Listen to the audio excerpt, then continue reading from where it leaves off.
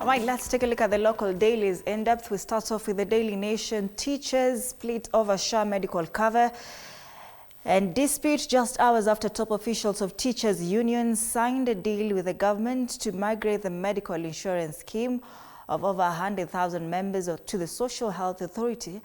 A section of tutors have expressed displeasure, citing a lack of public participation. Primary school heads attending their annual meeting in Mombasa termed the transition rushed and opaque and warned of a backlash in the upcoming union elections. Now, migration from the SIGNET-led consortium set to take effect on December 1st. And they say the SHA benefits eased the early apprehension among teachers who feared being lumped together with the general public. However, head teachers attending the Kenya Primary School Heads Association Annual Delegates Conference in Mombasa protested migration of their medical cover from SIGNET, saying it was done without their consent, and they accused the unions of endorsing the transition without proper consultation or sensitization. This story has been covered on page 4 and 5. Other quick headlines here. Wildlife relocated after takeover of expansive ranch. This story is on page 12. Tuangalie ndani tuone wanasema vipi. That's another story, looks like it, because page 12, they say Kenya Wildlife Service rangers restrain a Maasai giraffe yesterday during a mass capture. It is on page 12 here, Sapo Chini. Ah, it's there, yeah. KWS moves animals from the expansive Kedong Ranch, and it has begun translocating wild animals from Kedong in Naivasha, Nakuru County, citing risks from poaching and uncontrolled land use. The officials say the animals are being moved to Nairobi National Park and other conservation reserves as land division at the ranch is disrupting migration corridors. It's on page 12 indeed. Hapo chini. And this is huge because they say that Kedong Ranch, which stretches from Mount Longonot and Hell's Gate National Parks towards Suswai, Narok and Kajiado counties, is private property and has not been registered as a wildlife conservancy. So that's huge. Why court ordered Muthaiga Club to pay lawyer 1 million shillings is another story on page 12 hapo juu. Court says club failed to show when the decision to exclude advocate was made. Police hiring stopped by courts again. It's another story on page 2. And the High Court yesterday suspended the planned recruitment of police constables following a public interest petition challenging its legality. Now, this raises fresh concerns of adherence to constitutional mandates in the security sector. On the top strip, why Trump's deputy won't be coming to Kenya. We talked about it yesterday, lakini tuone wanasema vipi today. Why JD Vance won't be coming to Kenya, and diplomacy for Kenya, the development offers a chance to affirm its independent yet cooperative foreign policy, and the directive by Donald Trump has attracted international attention. Through a statement by the Office of the Prime Cabinet Secretary and Ministry of Foreign and Diaspora Affairs on Monday afternoon, the U.S. government informed Kenya that Vance's visit, which was to take place later this month, will no longer happen, and the cancellation, the statement explained, comes after President Donald Trump barring American officials from attending the G20 summit in Johannesburg, South Africa, where Mr. Vance was to lead the U.S. delegation before flying to Nairobi. And a double loss as Bishop Sulumeti gospel singer Bayo, that is Betty Bayo, succumbed to illness. The Daily Nation covers this story on page 3.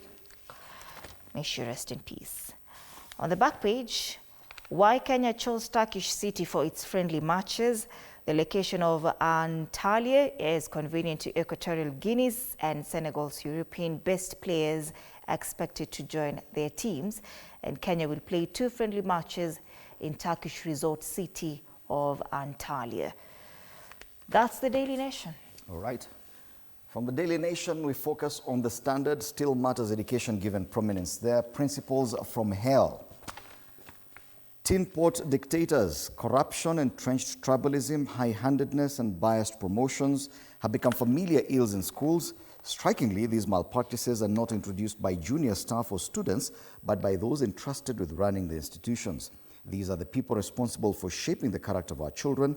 Revelations by teachers who have endured the excesses of their superiors, whether online or through the media, often read like chapters from the fiction books some of them teach. Some of them teach in literature classes. The story is on page 4 and 5. And they've actually published some letters here from principals. Wanasema kuna mambo mengi principals wanafanya. This story is on page 4 and 5. Wacha tuzungumzia. Wanasema teachers clash with principals, TSC caught in the middle of the turmoil. So walimu wanasema principals wanawaharas sana. Input dictator, teen pot dictators. Wamekuwa dictators. Pale tu shule hivi, but unajua ukikuwa principal unaona mpaka, have you ever seen a principal kwanza wale the lady principals vile wanatembea kwa shule? Ours was so good. You are lucky. My principal as well was very nice. Yes. Huyo hapana, huyo kwanza alikuwa ni mtu wa kanisa. Kwa naitwa Munge. Very nice gentleman.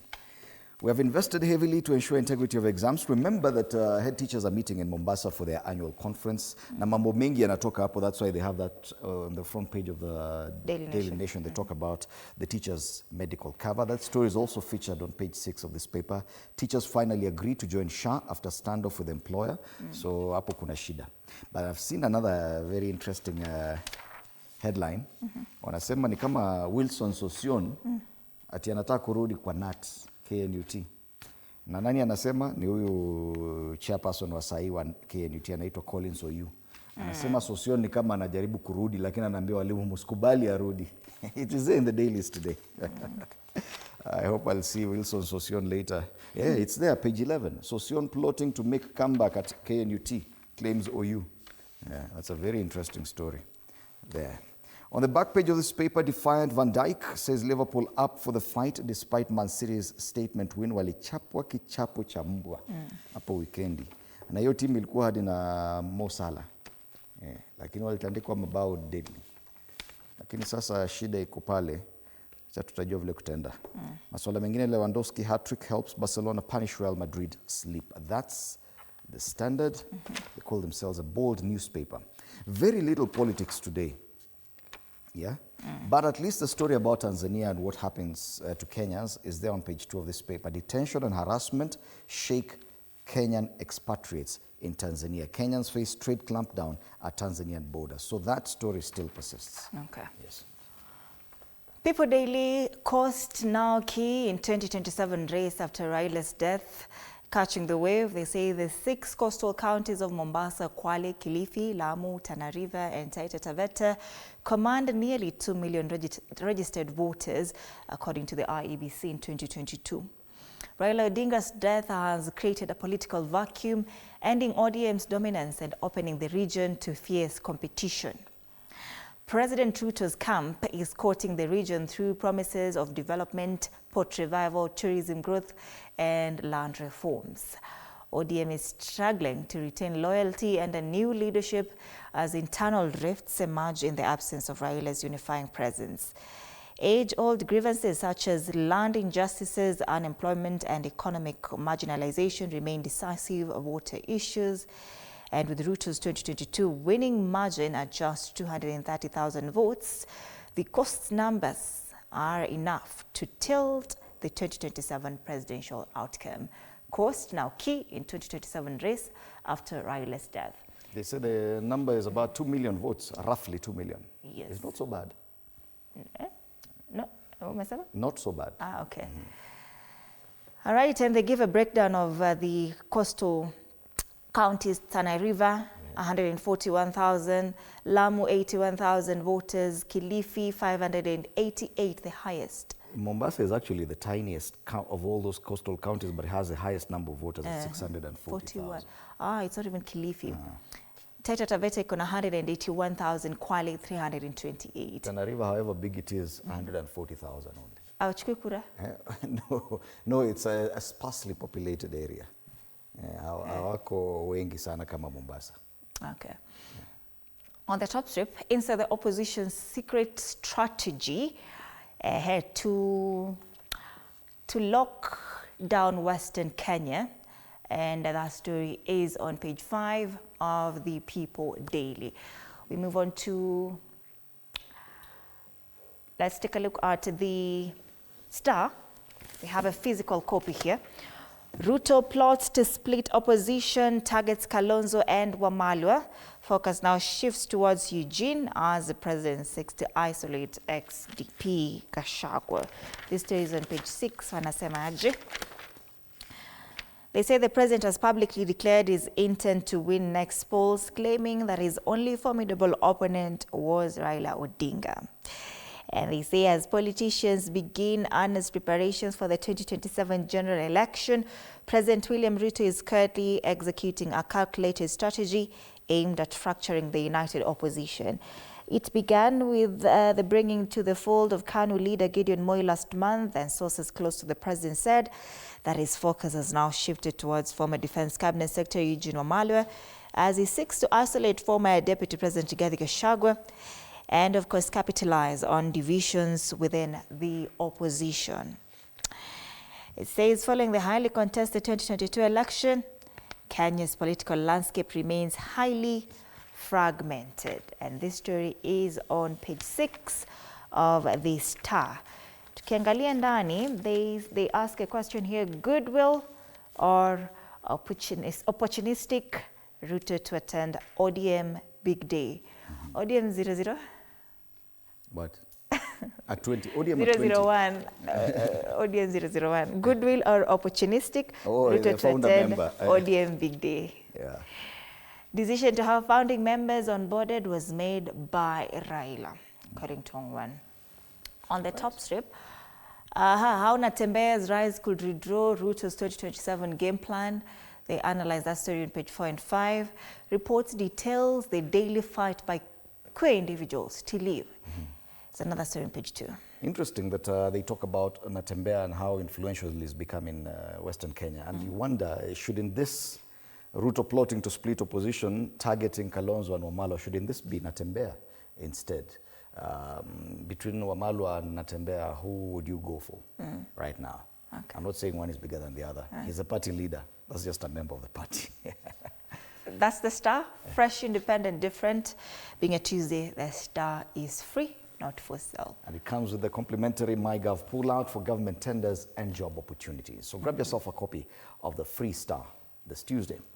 On Taifa Leo, Ruto ajipigia debe, ambia Al Jazeera kuwa ametokomeza njaa nchini, akalainisha sekta za afya na elimu na kupanua demokrasia. This is an interview he gave recently to Al Jazeera. So ni mahojiano. Rais adai kuwa serikali yake haijawahi kuhusika katika utekaji nyara wala mauaji kama yale ya Mtoyala, huku akishikilia amri yake kuwa polisi kuwa wawapige washukiwa wa uhalifu risasi kwenye mguu. Kuna ngoma moja, kuna wimbo inaimbwa risasi kwa mguu. Asema amemaliza uhaba wa chakula, akapanua sekta ya afya na kunyoosha elimu.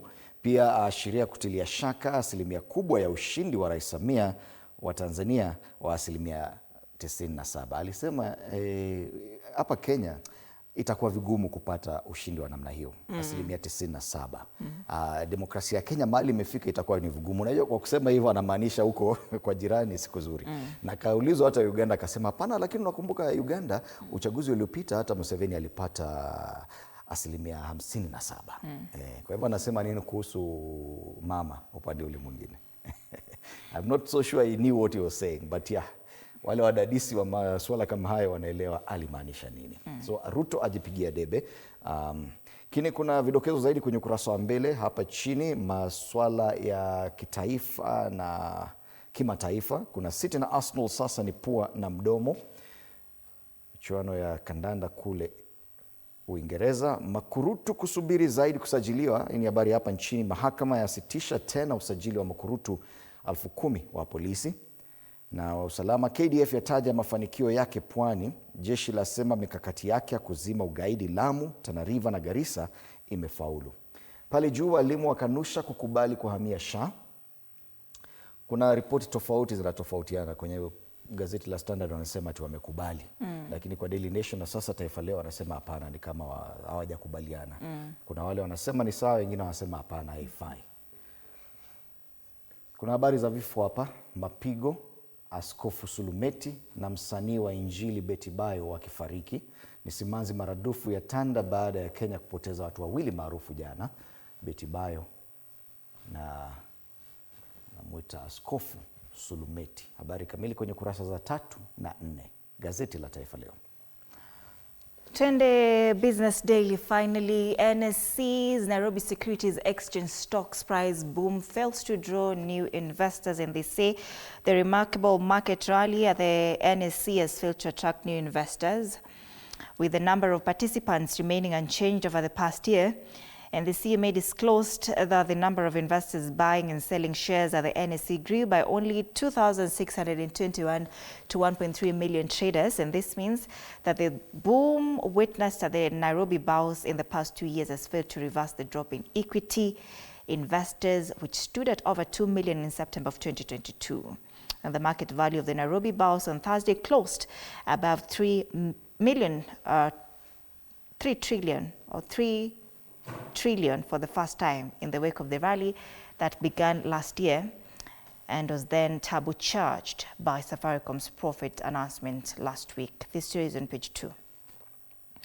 Naiva's profit rebounds to 2.42 billion shillings amid expansion. It's another story on page 2. And on the ticker, dealer invests 1.4 billion shillings in China SUV assembly. Paltry 4% of Kenyans can afford mortgage of 10 million shillings, and only 4% of Kenyans have the income to afford a mortgage of 10 million shillings amid a rise in home prices. Reminds me of that ile mortgage ilichukuliwa 25 million ikaleta shida. That means that is among, probably because they say 10 million. So kama alipata, if that person had qualified for 25 million shilling mortgage, he or she must be among the 1% of Kenyans who are able to. Dynasty. Yes. All right.